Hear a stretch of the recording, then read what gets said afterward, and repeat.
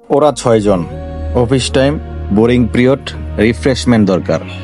কি করা যায়, কোথায় যাওয়া যায়? সাডেনলি প্ল্যান হয়ে যাক মাওয়া ট্রিপ।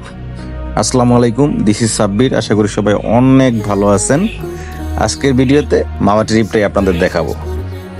সত্যি কথা বলতে মাওয়া জায়গাটা আমার জন্য নতুন কিছুই না, বিকজ অফ পদ্মার ওই পারে আমার বাড়ি। বাট অনেক বছর পরে গেলাম, সব কাছের মানুষজন, বাইক ট্যুর, এক কথায় ইট ওয়াজ অ্যামেজিং। কিন্তু আগের মাওয়াঘাট এবং এখনকার মাওয়াঘাটের মধ্যে রয়েছে দিনরাত পার্থক্য। নেই কোলাহল, নেই গ্যাদারিং, নেই মানুষের ভিড়, নেই মানুষের লঞ্চ পারাপারের ব্যস্ততা। যাই হোক, আমাদের উদ্দেশ্য ছিল রিফ্রেশমেন্ট এবং ইলিশ মাছ খাওয়া, এবং আমরা সবাই ছিলাম খুবই ক্ষুধার্ত। দ্যাটস ওয়াই আমরা চলে গেলাম ইলিশ মাছ কেনার জন্য।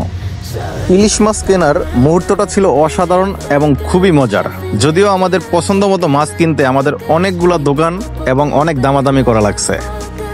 যারা ইলিশ খেতে মাওয়া যাবেন তাদের উদ্দেশ্যে আমাদের মেসেজ, আপনাদের অনেকেই ডাকাডাকি করবে মাছ কেনার জন্য। আপনারা কয়েকটা দোকান ঘুরে ভালো দেখে দেন তারপরে মাছ কিনবেন। এছাড়াও অনেক দামাদামি করতে হবে, বিকজ অফ তারা অনেক বেশি দাম চায়। এছাড়াও মাছ কেনার পরে আরেকটা জিনিস খেয়াল রাখতে হবে, আপনাদের মাছ যেন পরিবর্তন করতে না পারে।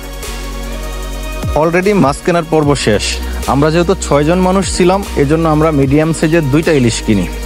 দেন প্রসেসিং শুরু মাছ ভাজা এবং লেজ ভর্তা করার জন্য। এখানেও একটা অভিনব কায়দায় প্রতারণা রয়েছে, যেটা কিনা হাফ লিটার সরিষা তেল আপনাদের কিনতে হবে, যেটা আমাদের কিনতে হয়েছিল।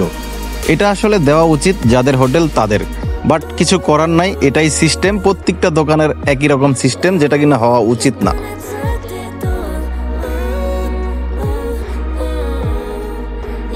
মাওয়া গিয়ে ইলিশ মাছটা যদি নিজের হাতেই ভেজে না খাওয়া যায় তাহলে কেমন হয়? একটু গ্যাপ থেকে যায় আমার মনে হয়। এজন্যই আমরা আসলে ট্রাই করলাম নিজের হাতে ইলিশ মাছ ভাজার জন্য। যদিও আমরা এতটা এক্সপার্ট না বা অতটা ভালো ভাজতে পারি না, তারপরে একটু ক্ষুদ্র প্রচেষ্টা। ইলিশ মাছ ভাজা যেমনই হোক, ভালো কিংবা খারাপ, বাট আমাদের ফিলিংসটা ছিল অস্থির, খুবই ভালো লাগতেছিল, যেটা কিনা আসলে বলে বোঝানো যাবে না। ইলিশ মাছ ভাজার পরই শুরু হয়ে গেল লেজ ভর্তার তোড়জোড়। যদিও এর আগে আমি কখনো লেজ ভর্তা খাইনি, this is the first time আসলে লেজ ভর্তা খাওয়ার অভিজ্ঞতা হবে।